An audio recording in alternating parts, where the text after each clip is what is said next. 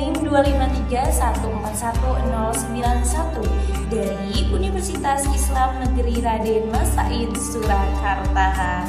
Nah, teman-teman, di sini aku akan menjelaskan tentang beberapa materi tentang ilmu fikih yang dimana tujuannya adalah untuk memenuhi mata kuliah ilmu fikih dalam tugas ujian akhir semester yang diampu oleh Bapak Dr. Sunarto SPD MPD.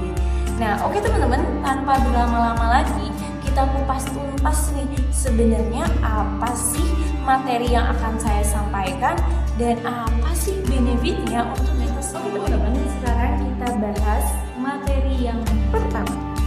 Kenapa sih dalam sholat bacaan basmalah itu bisa berbeda-beda pada setiap imam? Ada yang dibaca dengan suara keras, Bismillahirrahmanirrahim. Ada yang dibaca dengan suara ringan, Alhamdulillahirrahmanirrahim. Dan ada juga yang tidak dibaca sama sekali atau tidak dibaca dengan suara keras, tidak dibaca dengan suara ringan juga. Sebenarnya kenapa ya? Yuk kita simak jadi teman-teman alasannya agar teman-teman mudah memahami. Alasannya karena apa perbedaan itu terjadi? Karena teman-teman, para ulama madhab itu punya caranya atau punya opini atau punya pendapatnya masing-masing dalam mengartikan sebuah hadis. Jadi bukan berarti loh kok beda-beda hadisnya, berarti nggak ada dong yang sah sholatnya. Bukan seperti itu teman-teman. Mereka itu sudah melakukan istihad yang dilakukan dengan sangat Kita bahas dari madhab Syafi'i. Kita bahas dalam 2 poin teman-teman. Jadi ada argumentasi hukum dan ada istinbat dalil. Nah, kita bahas dari argumentasi hukum dulu. Nah, argumentasi hukum dari madhab Syafi'i yaitu bacaan basmalah itu termasuk dalam surat Al-Fatihah. Jadi ketika sholat itu imam itu harus membaca suaranya dengan keras ketika membaca basmalah. Contoh seperti Bismillahirrahmanirrahim, Alhamdulillahirabbil alamin. Nah, seperti itu. Jadi diwajibkan dalam madhab Syafi'i itu diwajibkan untuk membacanya dalam suara keras karena termasuk dalam surat Al-Fatihah. Jadi jika tidak membaca dengan suara keras maka dianggap tidak sah sholatnya dalam madhab Syafi'i. Nah, itu argumentasi hukumnya. Nah, sekarang kita lanjut ke istinbat dalilnya. Sebenarnya bacaan basmalah itu masuk ke surat Al-Fatihah. Apakah ada dalilnya? Nah, teman-teman, ada dalilnya, yaitu dalam Quran surat Al-Hijr ayat 87 yang berbunyi. Kita baca bareng-bareng ya ayatnya. A'udzubillahi minasyaitonirrajim. Walaqad atainaka sab'am minal masani wal qur'anal azim. Yang artinya, dan sungguh kami telah memberikan kepadamu 7 ayat yang dibaca berulang-ulang, surat Al-Fatihah dan Al-Quran yang agung. Nah, teman-teman, jadi itu dari madhab Syafi'i. Istinbat dalilnya itu ada dalam Quran surat Al-Hijr ayat 87 dan juga terus kenapa sih harus dibaca dengan suara yang keras ketika sholat? Nah, itu juga ada dalam sebuah hadis. Selanjutnya yaitu madhab Hanafi. Madhab Hanafi ini yaitu bacaan basmalah sebelum surat Al-Fatihah itu dibacanya lirik atau samar. Jadi mereka ini hukumnya sunnah ketika membaca basmalah dengan suara yang keras. Karena menurut madhab Hanafi, bacaan basmalah itu bukan termasuk ke dalam surat Al-Fatihah. Nah, seperti itu argumentasi hukumnya. Terus kita lanjut ke istinbat dalilnya. Nah, istinbat dalil dari madhab Hanafi yaitu menurut madhab Hanafi, bacaan basmalah itu boleh dibaca samar, boleh dibaca lirih, boleh juga dibaca keras. Didasarkan pada hadis yang diriwayatkan oleh Sayyidah Aisyah dengan redaksi sebagai berikutnya, yaitu yang terakhir ada madhab Maliki. Nah, ketika madhab Syafi'i itu tadi wajib bacaan basmalahnya wajib dibaca dengan suara yang Hanafi itu suaranya samar atau lirih. Nah, madhab Maliki ini tidak dibaca sama sekali bacaan basmalah ketika dalam sholat gitu, karena malah bagi mereka itu ketika membaca basmalah itu hukumnya makruh seperti itu. Yuk kita simak sebenarnya istinbat dalilnya apa sih. Nah ini dia dari madhab Maliki. Nah, oke teman-teman, selanjutnya yaitu sikap apa sih yang harus diambil ketika kita contoh ketika kita bepergian, nah kita berhenti di sebuah masjid untuk melakukan sholat, nah kita jadi makmum, terus madhabnya itu berbeda-beda. Mungkin ada yang bacaan basmalahnya dengan suara keras, ada yang bacaan basmalahnya dengan suara lirih, ada juga yang bacaan basmalahnya itu sama sekali tidak dibaca. Nah sebenarnya sikap kita itu harus seperti apa sih? Nah teman-teman, jadi kita bisa melakukan dua sikap, yaitu yang pertama adalah sikap teologis atau fikroh yang disebut fikroh. Yang kedua yaitu ada sikap praktis. Nah kita bahas dulu di sikap teologis ini. Yang pertama yaitu adalah memahami istihad itu sebagai rahmat dari Allah Subhanahu wa taala. Nah jadi teman-teman, para madhab Maliki, Syafi'i, Hanafi, Hambali gitu kan, itu mereka sudah melakukan istihad yang benar-benar sungguh-sungguh. Jadi kita tidak bisa langsung menjudge kalau semisal madhab ini tuh salah, sholatnya tidak sah, madhab ini tuh salah, sholatnya tidak sah. Kita tidak bisa menjudge seperti itu, karena kita harus menyadari bahwa mereka tuh sudah melakukan istihad yang sangat sungguh-sungguh, yang tidak mungkin keluar dari ajaran Islam seperti itu. Nah yang kedua yaitu adalah menolak fanatisme buta. Nah maksudnya apa teman-teman di sini?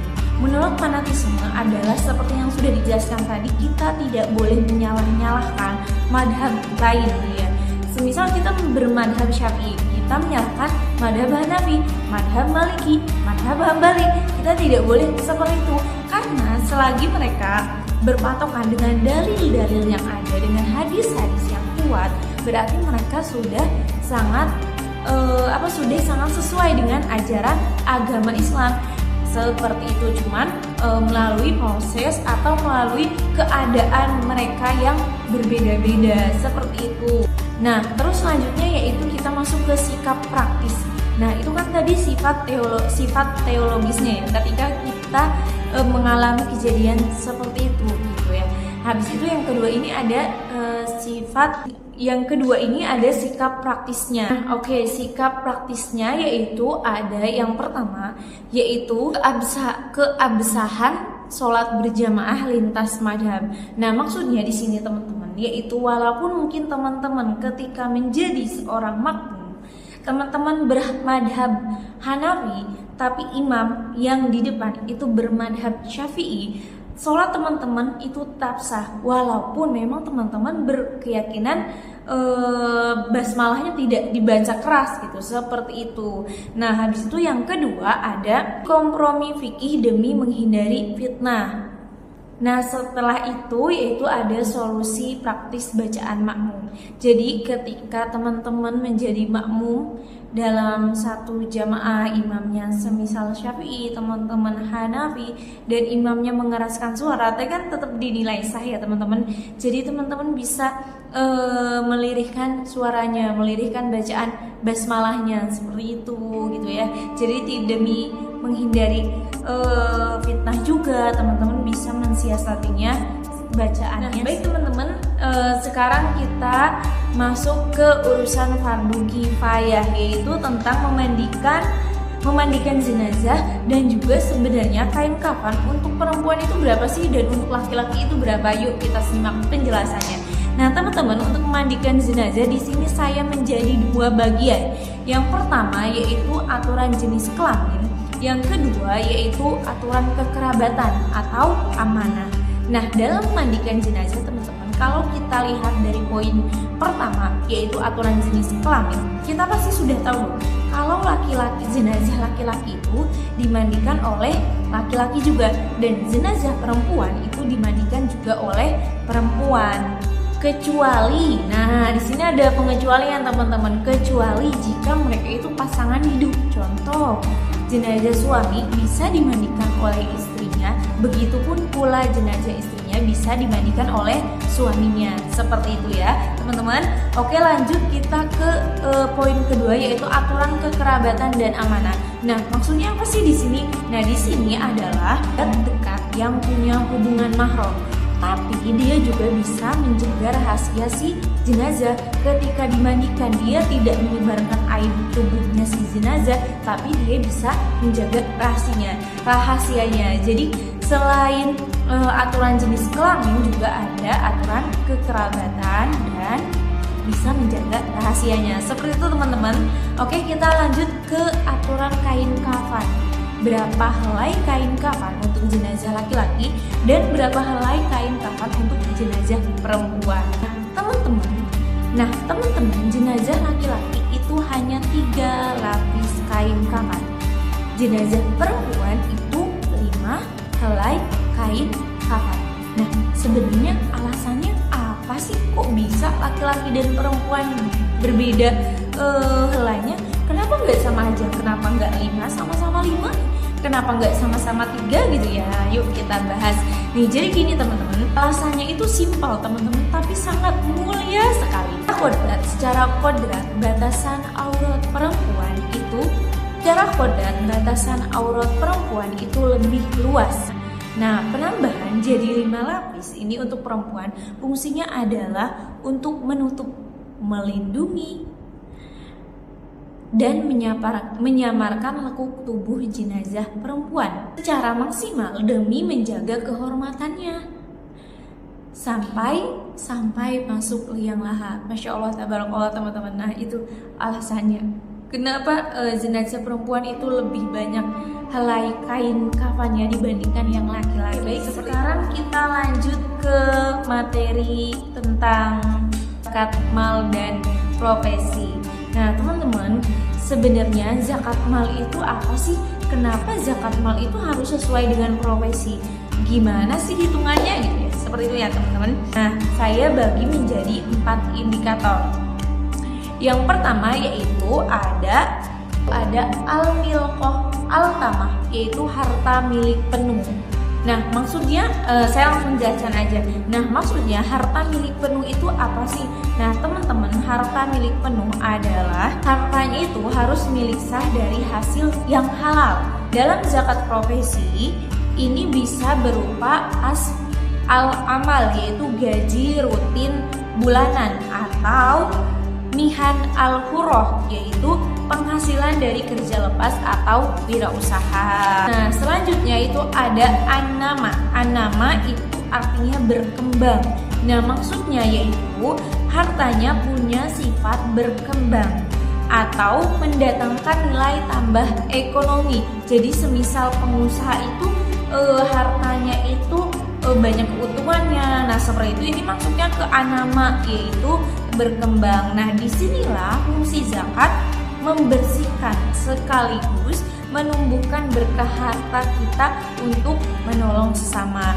Nah, selanjutnya yang ketiga adalah nisab, yaitu batas minimum. Nah, batas minimum sebenarnya apa sih ini gitu ya? Nah, ini adalah batas minimal harta sampai wajib dizakati. Contohnya kalau dikiaskan dengan emas, batas sepenuhnya itu setara dengan 94 gram emas murni. Bulanan menurut standar Baitul Mal, minimal penghasilan bersih adalah sejumlah 10.500.000 per bulannya. Nah, kalau udah mencapai angka ini, maka wajib keluarin zakat sebanyak 2,5%. Nah, itu dalam nisab tadi, batas minimum. Nah, yang terakhir yaitu ada haul, yaitu masa kepemilikan. Nah, aturan aslinya harta itu harus mengendap 1 tahun. Tapi untuk zakat profesi mekanismenya fleksibel teman-teman. Untuk zakat profesi ini mekanismenya fleksibel. Jadi pembayarannya bisa dicicil langsung tiap bulan pas terima gaji tanpa harus nunggu setahun. Oke teman-teman, selanjutnya yaitu ada syarat wajib haji. Nah teman-teman, simpelnya, ringkasnya, haji itu memang sangat diperuntukkan bagi orang yang mampu. Tapi teman-teman, bukan berarti karena kita belum mampu jadi kita tidak ada usaha untuk bisa menunaikan rukun Islam yang kelima. Jadi kita tetap harus berusaha, mulai nabung, mulai cari penghasilan, mulai kita tahu mempelajari sebenarnya aturan-aturan haji itu apa sih, syarat wajib haji itu apa sih. Nah sekarang kita bahas teman-teman. Nah oke teman-teman, jadi syarat wajib haji itu ada 5. Yang pertama yaitu Islam, pasti dong, ya masa orang Kristen berhaji kan, jadi ada Islam.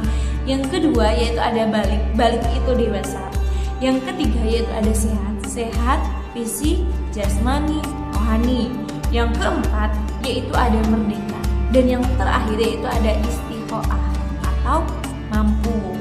Nah jadi walaupun memang kita belum mampu, kita belum sepenuhnya, semisal kita sedang sakit tapi kita punya keinginan untuk berhaji teman-teman, jadi kita harus berusaha. Jadi bukan berarti semisal karena kita tidak mampu berarti kita tidak mau haji, tidak teman-teman. Jadi kita bisa usaha, bisa nabung, jadi kita bisa berusaha terlebih dahulu agar kita bisa menunaikan rukun Islam yang kelima, seperti itu. Ada aturannya teman-teman bagi yang perempuan jika mau berhaji itu harus ditemani dengan nama. Oke teman-teman, ngomongin tentang soal hukum Islam, tadi kita sudah berbicara tentang pembacaan basmalah dari ketiga madhab. Terus kita juga sudah berbicara tentang memandikan jenazah dan juga berapa helai kain kafan yang dipakai oleh jenazah laki-laki dan perempuan. Kita juga sudah membahas tentang zakat mal dan profesi. Kita sudah membahas tentang syarat wajib haji. Nah terakhir teman-teman, pada zaman modern ini pasti kita tahu dong tentang MUI, yaitu Majelis Ulama Indonesia.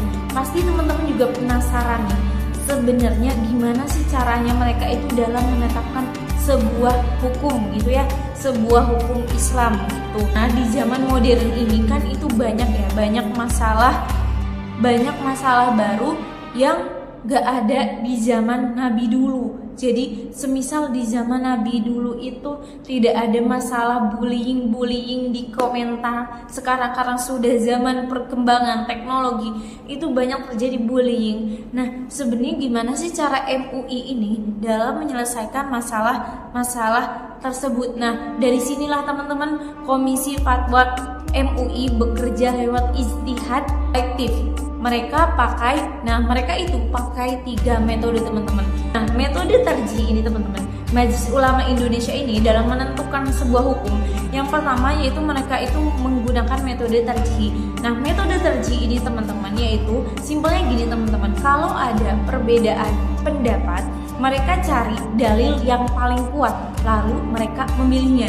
Jadi walaupun emang pendapat ulama yang sangat semisal ada yang berkebalikan, ada yang berkesinambungan, tapi juga ada yang hampir mirip-mirip. Nah MUI ini melalui metode tarjih itu melihat mana dalil yang paling kuat lalu mereka memilihnya.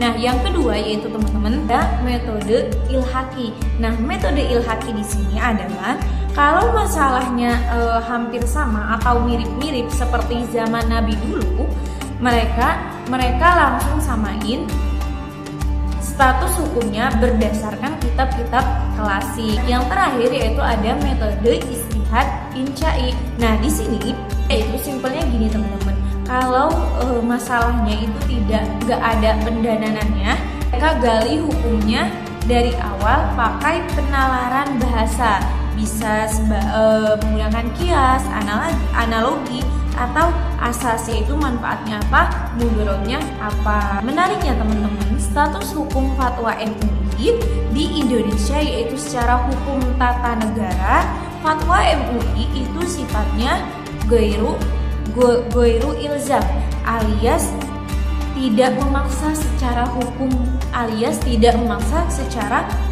negara, karena MUI itu sebenarnya bukan lembaga legislatif. Maksudnya bukan lembaga legislatif resmi dan nggak punya polisi buat nangkap yang melanggar gitu. Beda gitu ya. Jadi mereka itu tidak punya polisi untuk melanggar yang melakukan kesalahan dari MUI tersebut gitu ya. Tapi secara sosiologis kepatuhan moral umat Islam ke fatwa MUI